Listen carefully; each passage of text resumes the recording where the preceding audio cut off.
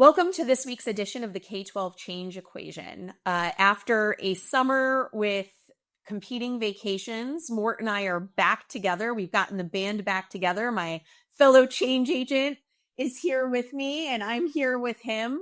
For our audience, you know, I was on the road. We were at the beach. I think Mort's back at the beach, but still joining us. And I'm so excited to have the guest that we have joining us today. Before I introduce Dr. Andrae Townsel, I do want to just remind our audience that what we hope to get out of each of these sessions is to deepen our understanding of how we can effectively drive systemic change in our schools, learning lessons and getting insights from key leaders across the country. And the leader we have with us today is a critical leader in the field right now.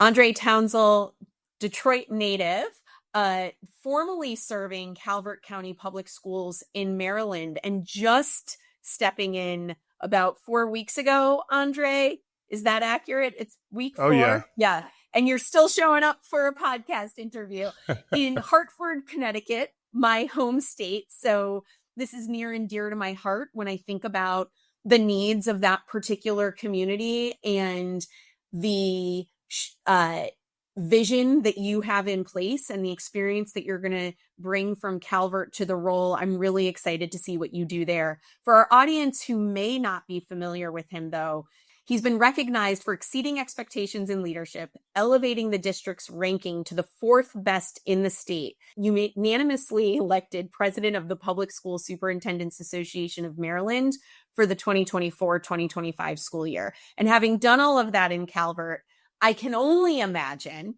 with the lessons that you learned there and still being incredibly successful, what you're going to do in Hartford, Connecticut in the coming years. So I am so thrilled to dive in and hear from you today about where you've been and where you plan on taking Hartford.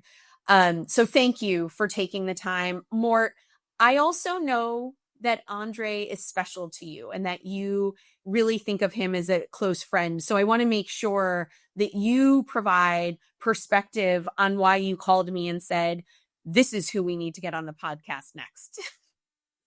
Yeah, thanks, Leila. And Andrae, it's always good to hear you, to see you, to be with you. Let me give a brief background to what I know about this amazing educational leader. He was in D.C. at the time, I think as an assistant principal, Andrae. And we had with ASA and Howard an urban superintendent's program. And his resume, his application came across my desk. And Joe Hairston, may he rest in peace, just a remarkable brother in the work, said, no, we got to only admit cabinet level people. Those are like a cusp away from the seat of superintendency. And I said, nope, there's something special and wonderful about this person. The application came through, looked at my desk, Joe Hairston, may he rest in peace. And I really had a good conversation about who we should let into the program. And at the time, we had pretty strict criteria, only cabinet level administrators or those in other superintendencies who wanted to come into the urban setting. And I said, no, there's something special about this guy. There's something special about what I see in his future. And I haven't looked back for a moment with any regret about letting you into that program. And here you are in Hartford, Connecticut. And I want to start with a question about Hartford and you. Even though I spent 13 years working in Connecticut and Leila's from Connecticut, Hartford traditionally has been among the poorest cities in America. And in recent years has seen kind of an outflux of workers and families. And it has taken a turn which is recognized across the country as not necessarily a good one. And here you sit, having a Detroit background, a Washington, D.C. background, and now Hartford. Why did you select Hartford? Because with your background, Andrae, you could have selected any number of places if you wanted a different superintendency. Yet you selected to go to Hartford, and good for you. We need people like you in places like Hartford. But why? That's a great question, man. Well, it all starts with Detroit, being from an underdog city around the time when I graduated high school and went off to college to get my degrees. Detroit was going through a tough time. For example, bankruptcy and possible emergency management of the school system. And that's when I was a student at Howard University studying urban education and ultimately going through the Urban Superintendent's Academy, preparing myself to lead a system similar to Detroit Public Schools. And here I am navigating that political landscape to even get to the seat of superintendent and serving in a low performing school district in Michigan, being Benton Harbor area school, one of the poorest and lowest performing systems in the state of Michigan, on the verge of being shut down. And then ultimately going to Calvert County, which was completely opposite. But as an educational leader, I had to not only prove to myself, but to the young people that I serve young people in any environment. And I believe every young person, no matter where you are, there is a group of individuals that have a need, and I'm here to meet that need. So when Hartford became available, man, I mean, I'll be honest with you, it's like the sleeping beast of the East. They're in between Boston and New York. I mean, Hartford is sitting right there. Beautiful landscape, beautiful community. And I'm like, listen, it's time to rise. I mean, I love turning things around. As a high school principal, I was a turnaround principal in Southbridge Public Schools. Southbridge at the time was one of three school districts under receivership in the state of Massachusetts. It was Holyoke, Lawrence, and Southbridge. And I came in to do that work as a high school principal. So to be honest with you, man, it's in my blood. This is where I come from, being a student and graduate of Detroit Public Schools and spending the first half of my education career in the District of Columbia, working in some of the toughest schools in that community. So I'm built for this, man, and I love the work and I love always the outcomes. My mission is to positively change the trajectory of the future of young people. And by the grace of God, I've done that. Hey, Andre, and later, I know you're going to have a follow-up question about his work in Calvert County and his graduation speech, but I want to bridge to your question with a question about the graduation speech you just did in Calvert County. And when I asked you about why you selected Hartford, I'm reminded of your story to the students in Calvert County about diamonds in the field and finding them. And maybe I'm stretching a little bit, but there seems to be a connection between that speech and what you just said in your belief about kids. Oh, 100%, the acres of diamonds. And if you're not familiar with that story, I encourage you to look it up. It's about a farmer who heard tales of farmers going across the continent of Africa mining for diamonds. And this farmer, anxiously looking for these diamonds to be a millionaire, sells his farm and goes searching unsuccessfully and never finding these diamonds. Meanwhile, the farmer who he sold his land to explores the land and find all of these diamonds all over the place. So the first farmer did not explore what he already had free and clear, but this new farmer explores the land and find out the entire time it's the largest diamond mine in the whole African continent. And that's just a tale, man. A lot of times we're searching elsewhere for greener pastures, not knowing that ours is the greener pasture. And that's in every aspect of life, from relationships to business decisions to where we educate our young people. If you take the time to investigate every angle of where you are, I'm sure you'll find the diamonds there. So when I think of urban education, man, there's diamonds all over the place. I mean, you have Tupac Shakur wrote a book called The Rose That Grew from Concrete. I mean, that is so powerful, man. There's a lot of young people. There's a lot of experts. There's a lot of high level individuals that are coming from some of the roughest, toughest environments. They just need an opportunity.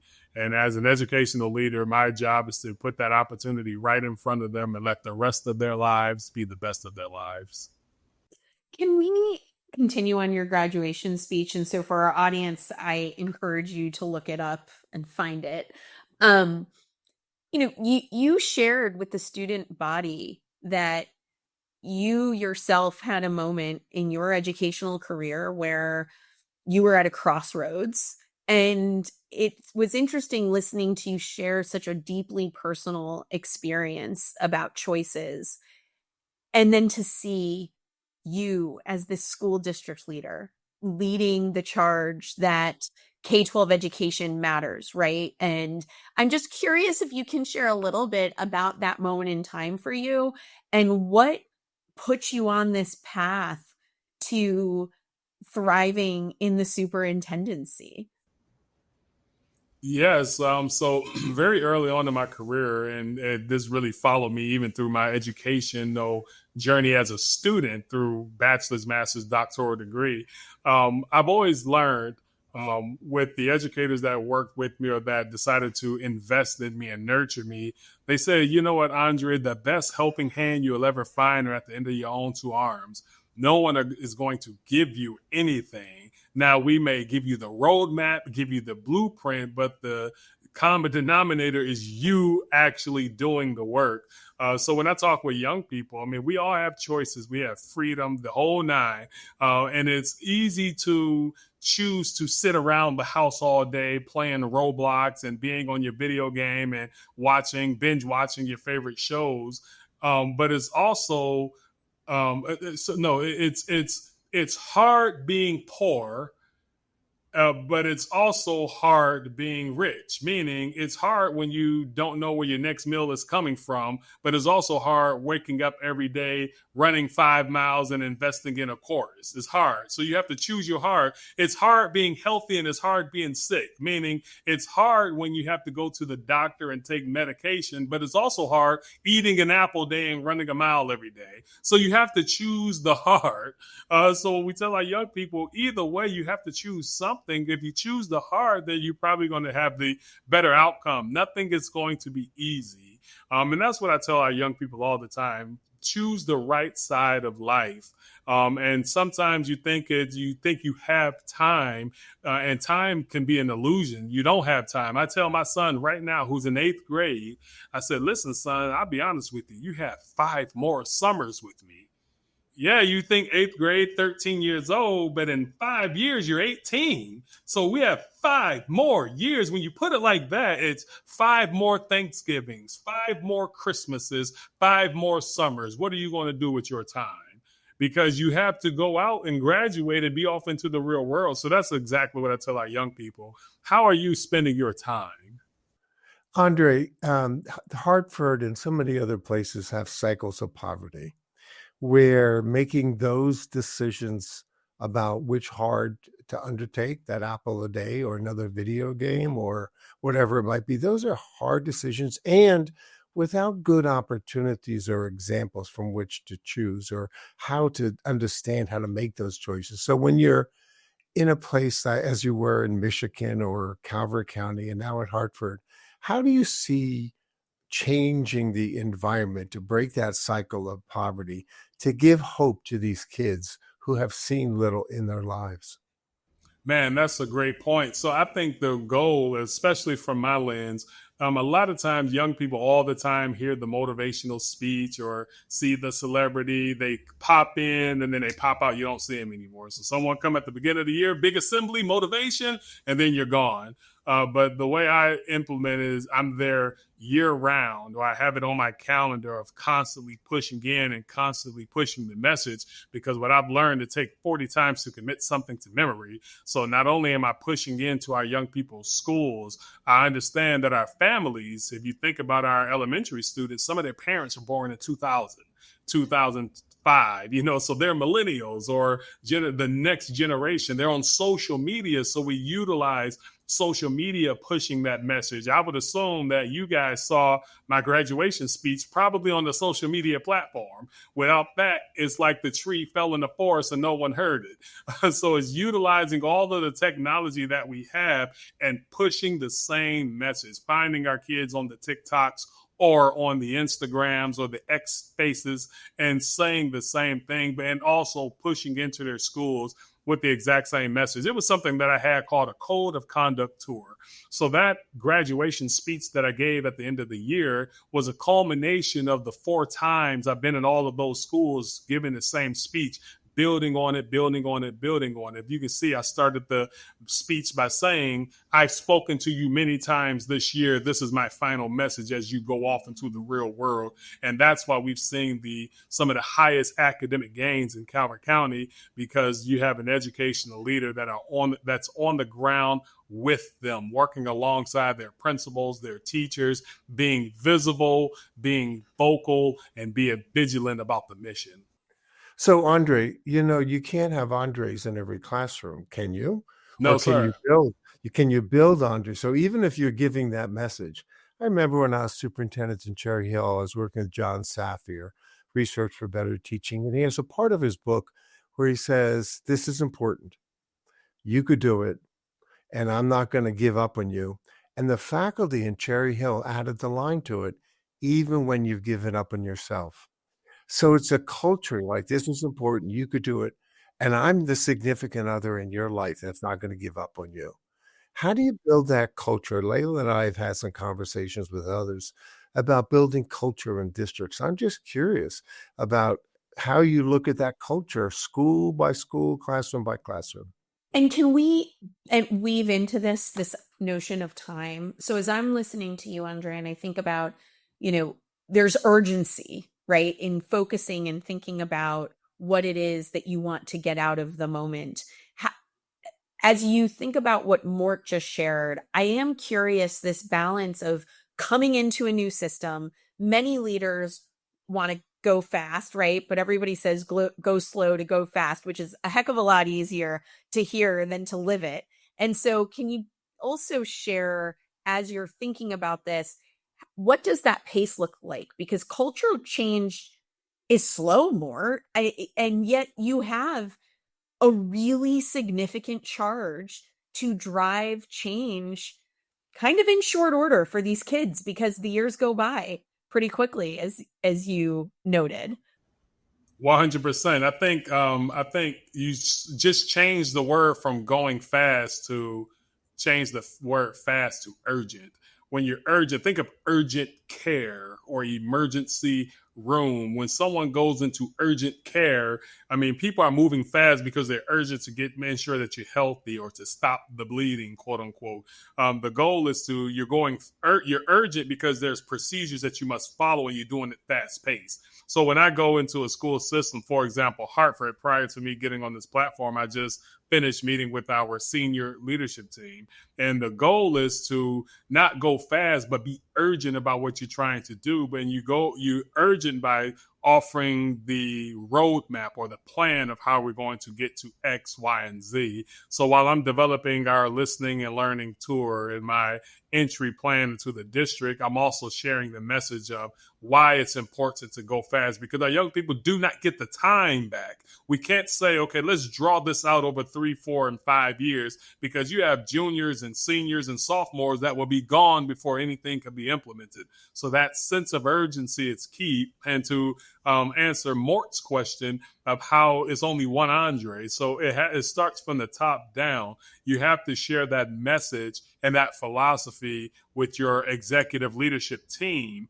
And then that trickles down to the next level of leadership and the next level of leadership, ultimately to the building leaders, the building assistant principals and deans. And then that becomes the culture and the message that you're pushing. So I've had the privilege everywhere I've had the opportunity to lead, such as Benton Harbor and Calvert County, to start the message from top and ensure that it made its way down, and to align yourself with high quality and high capacity experts in the field.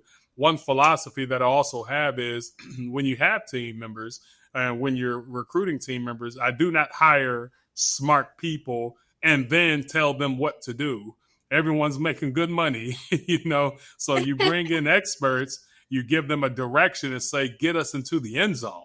I've never seen a running back get recruited into the NFL and they say, okay, now hold the ball with your left hand. No, with all the talent that you have, here's the game plan, and let's win the championship or let's win the game. But you use those God-given abilities that you have. And that's what I have the opportunity of doing as a superintendent, is being autonomous in my leadership. And I do promote autonomy and leadership with the team that I have, but I give them the goal of what we're trying to achieve. And by the grace of God, that's been very successful. Andrae, the federal government is pushing hard, particularly in the bill was just passed, with funding for voucher schools, including targeting areas like Hartford and other urban centers across the country where there have, you used the word underperforming, there's so many other words we could use in here, but how do you answer parents who are saying, I'm going to take that money from the federal government and find a better place for my kids? Man, I think that goes strictly into accountability. When I see that, it puts me into a mode of, then we have to ensure that our schools can compete with the schools people want to go to. So, for example, in Hartford, people are choosing not to go to Hartford public schools. What can I do to make you choose Hartford? Is not only branding, but it's also some tangible results. The question is, what is making you leave us? And understanding that information and really addressing that and telling the story and promoting that over time, I do believe people will come back. I mean, if we're in Hartford and we have 4,000 students choosing to go elsewhere, my question is, why are you choosing to go elsewhere? Understanding what that is, what those root causes are, address that, show that you've addressed it, and then promote the Choose Hartford campaign or the Hartford is Rising campaign, and organically people would start choosing you because of the outcomes that you have. So it really just puts me into competition mode. If you're choosing this school over this school, then my job is to make my school the best school that could possibly be to compete with the school. So you're ultimately choosing us. And it just is like the automotive industry. Why do people choose a foreign car over an American car? So now we got the American muscle car, got the Mustangs coming out with the Chargers and the Camaro. So I want that Camaro. I want that Cadillac. Forget the Toyota, so that's the philosophy, man. Choose Hartford. And it's that competitive piece. It's like when you were a football player, right? I bet you had a little bit of a competitive edge. So I just want to pursue this thread one more way. So the voucher program and the internal structures of schools. So there are some out there who say, well, some of these private parochial independent schools have a more personal touch. They have a differentiated staffing approach. They have more arts programs. What's in the future for Hartford in terms of what you could offer, not just all the lofty speeches that Andrae Townsel does better than just about anybody in America, but on a deep structural level? What are you looking at? Hartford has a very good magnet system where we do pull young people from outside of Hartford Public Schools because of our specific magnet programs that we have. It's a matter of promotion. No one's telling the story. Anytime something negative comes out, that goes viral. But there's a lot of great things happening here. So I've met with our chief communications officer to put together a communication plan. I say, listen, man, we need to put out 4 or 5 stories a week on the great things that are going on, and let's disrupt the algorithm, because anytime you typing in something with Hartford, it's something negative in the press. I don't see the press releases coming from us going to the press about the phenomenal happening. So the goal is to switch how we're communicating as well, too, because, even this morning we have our Hartford Promise scholars that are receiving $100,000 to go to a college of their choice just because they graduated from a Hartford public school. So, the goal is to make sure that we tell the good news like it's bad news. So that has me thinking about, one of the things that surfaced for me last month, Andrae, was I was attending this Women in Leadership conference where we actually did a recording live audience for the podcast there. But what surfaced in that conversation and at that conference was discussion around superintendent as communicator and having to think about public relations in a way that historically we haven't necessarily focused on as we build our educational leaders. So when was the moment in your career, what was the experience where you realized you had to put a lot of thought into I hate to say it this way, but controlling the narrative and being able to own the narrative rather than react to the narrative. Was that in Calvert? Was it before that? When did you realize that communication and really getting ahead of conversations was a critical piece to good leadership? Well, I think that's a great question to ask. And honestly, it's bigger than education. I would say before the pandemic, it's with the rise of social media and the rise of how everyone is interacting with media in general. Everyone does not just get their information from the traditional news source. It's about influencer and trusted opinions within the community. So a lot of times stuff makes its way around the community before you can get in front of it because people have communication devices at their fingertips. So it's really being intentional about telling the story and the narrative and correcting information with truths. So that's, yeah, I would definitely say prior to 2020, but definitely since the pandemic, it's even more so important to lean into communication because everyone has a heightened sense of awareness about things happening socially. So it's very important to have all the facts out and all your ducks in a row when communicating because simple things can be misinterpreted or miscommunicated and everyone say, oh, I thought it was this, and you say, well, actually it's that, and able to stand on business. Sometimes even with communication, people are scared to talk because they don't want to be on record. Trust yourself with truth and be on record and correct the record. I think that's very important, but just being intentional with communication and understand that social media is out there. So you have to also use it as well too. Don't let anybody use that against you. You get on and use it as well. In a system your size and, wanting to attract folks to the fantastic magnet program. So I also want to stand here and say, as somebody who is back home in Connecticut often, I'm incredibly proud to see the programming and know that you're looking to grow enrollment there. It's a large system and it's a diverse community that you're serving. And I think there are a lot of urban superintendents out there who struggle with that cascade. So you were talking about how it has to go through every level, right? As you enter a new community, as you embrace new leaders who are going to work with you and steward this vision, what are some strategies and lessons learned along the way as you think about your entry in the coming months and getting everybody to understand your why and bringing leaders along who maybe aren't clear or maybe aren't yet in full agreement with the vision? Yeah, that's the toughest part. But I think the best way of doing that is really aligning yourself with trusted individuals within the community. I know off top, I've had so many people reaching out to me who wants to support or add value. The hardest thing for me to identify is, okay, how do I know this is a good faith connection or a good faith relationship, or what's the trick up the sleeve? So it's really it's really about earning trust, but before earning trust, ensuring that people that are coming to you are also trusted individuals, because power dynamics are very key. So the goal is to meet with everybody, but have a moral compass and a direction that you'd like to go in and ensure that the hundreds of people that you're meeting, if they can fit on that roster to help move that work forward. I know I had a great meeting last night around 8:30 with Calling All Brothers. And Calling All Brothers is an organization that support young people in the first week of school, encouraging them as they go into the school system. So aligning myself with the leaders of that organization to learn who are the members in the community that are doing that. I think that adds value and it shows that you're leaning in and being intentional about trying to learn who are the key figures within a community that are positively impacting education.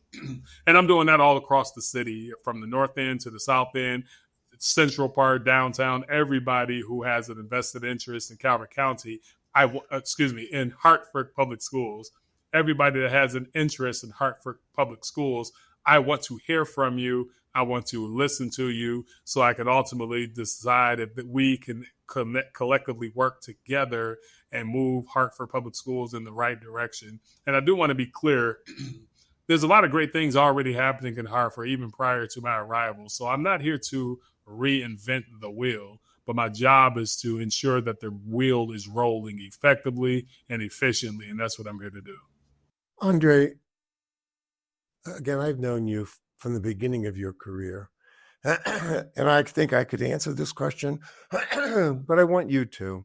When you look out across America, and you could put it even in the context of NAPSI, because we have to touch on your role with NAPSI, and your advice about to rising leaders, because there's so many folks quickly jumping into the chair and not going through all the stages you've gone through to get here. Um, and again, we can't clone you and the brilliance that you bring to the position. I wish I could, Andrae. Thank you. So when you look out across America, knowing that there are thousands of rising principals, cabinet level, and superintendents, what's inside? What would you advise them to create this change and to be wonderful leaders? Man, that's a good one. So I'd advise them to first and foremost, besides your health, work harder on yourself than you do on the job.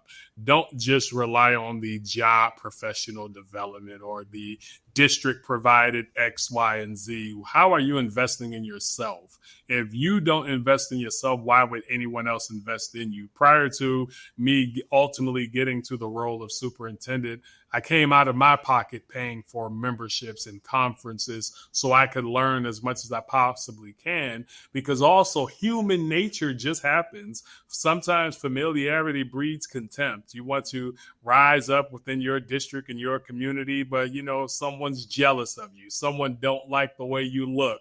Human nature happens, but also everyone loves a prodigal son. So sometimes you might have to move and come back. You cannot be afraid to bet on yourself in this industry. If you have a passion for kids and a passion to level up, sometimes in some cases, politics may stop you from ascending to the opportunity. But if the passion is burning that deeply, I'm telling you to find the job and go to the job. America's a large country, and there's a lot of young people that need your talent and your help.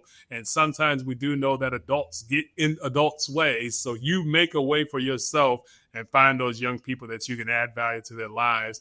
And also, I'll lead with this. When I say work harder on yourself than you do on your job, what I mean by that is outside of things that are already provided to you. What books are you reading on your own time? What lectures and literature are you looking up on your own time? Adding value to yourself. I was sharing with my team, one of the knocks on me early in my career was that, you're ambitious and excited, but you're young. But one thing they could control is what I had up under the hood. I can't control my age. I can't make myself any older, but I can control my values. So I make sure I got a 500 horsepower engine and I'm ready to roll. Put me on the track and watch what I do. And so that's the philosophy that I have for myself and what I share to aspiring leaders. Work harder on yourself. Yeah, would you, I'm beginning to watch our time a little bit, Leila, but would you talk a little bit about the work with NAPSI? Absolutely. The National Alliance of Black School Educators. I'm so excited. I've been part of that organization, probably going all the way back to 2008. And ultimately, I was nominated to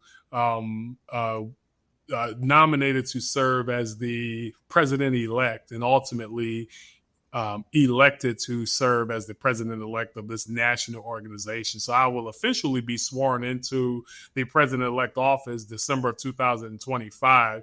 And I'm very excited about it. It's the premier education organization in the country, and it specifically supports educators of color, Black educators, because as we know, at least from my lens, when I look at schools of educations across the country, a lot of our young people are not going into the field of education. We often say we want teachers and educators that look like us, quote unquote. But the reality is we're not choosing education at all. Sometimes we get into the field and we feel counseled out. Even myself have an experience of me wanting to be in education, but not feeling like I belong in education. And whatever that is or whatever that was, I'm not sure what it is, but I'm here to change that narrative and say, we want you in education, you belong in education, and you can thrive in this career and industry. So I encourage anyone listening to this podcast to join the National Alliance of Black School Educators Conference coming up this fall in this winter and fall in Chicago, Illinois. It's going to be a great opportunity to be with like-minded educators and individuals. And also you have the opportunity to see and meet me as someone who's been in this game for a short amount of time, but make a major impact. And I like to align myself with like-minded educational leaders and teachers in the field. So great opportunity. I'm so excited to serve that amazing community. So once I'm elected into office, it's a 2-year term as president-elect. And officially, I'll be president of National Alliance of Black School Educators in the 27-28 school year. So I'm super excited about the opportunity. That is incredibly excited. And I can't wait to cheer you on as you're officially sworn in at the conference later this year. One of the things that stands out to me that I think is important to dig into as we wrap up, and I think about your journey, your leadership journey, and what our audience can glean from this conversation is specifically around this idea of team. So I'm going to pull a few things together here. When you think about as individuals, when we reach crossroads, having to lean on people. So this sense of community and team. When you talk about maybe in age, not looking qualified enough for a particular level of leadership, but if you're doing it right, you're surrounding yourself with the expertise, right? And I love that you highlighted the importance of saying, here's the vision. You know more than I do. Go make it happen. That's when we thrive. And this idea of team and accountability. And I think from my view, Andrae, both working within systems for years and alongside systems, I think we have a lot of leaders out there who really struggle with that team and accountability mindset. Because we're deeply caring individuals, and most of us who are in systems are there because we love kids, and that can sometimes feel uncomfortable of how to have that accountability in a loving way. And so as we close out, can you just speak to that specifically? Because that's something that's just top of mind for me this summer as I look at new leaders stepping in. Absolutely. So when you think of team, ladies and gentlemen that listen to this podcast, the purpose of a team is to get together and achieve something. And just to make it very simple, in sport, a team is put out there to win, whether it's a game, whether it's a championship, you're out there to win. So there's no I in team. However, there's an I in win. So the team is us together collectively, but what you do on your own time and with your own resources is where you actually win. So when I think of one of the best books I've ever read on leadership is by legendary football coach Bill Walsh. It's called The Score Takes Care of Itself. You do what you're supposed to do. You do what you're supposed to do. When you look up at the scoreboard, it'll take care of itself. So as a team, we get together with the philosophy, but you block your man, you catch that ball, you run into the end zone, we score. So as a team, this is the mission, but individually, you hold it down, principal. You're the CEO of that building. You hold it down, department chair. You're in charge of the math team. You hold it down, maintenance and security, the whole night. Everyone has to do their job, and the score takes care of itself. So there is no I in team, but if you want to win, there's the I right there. You have to do what you have to do to get the job done. So we end our podcast with a now what, so what. And you might even remember we used to do with the urban superintendents program when Joe and I used to stand in front of you and used to throw questions at us. I'm going to summarize, Leila, with the now what, so what for Hartford, for Connecticut, and the country. I said, hold on to your seats because Andrae Townsel is in town.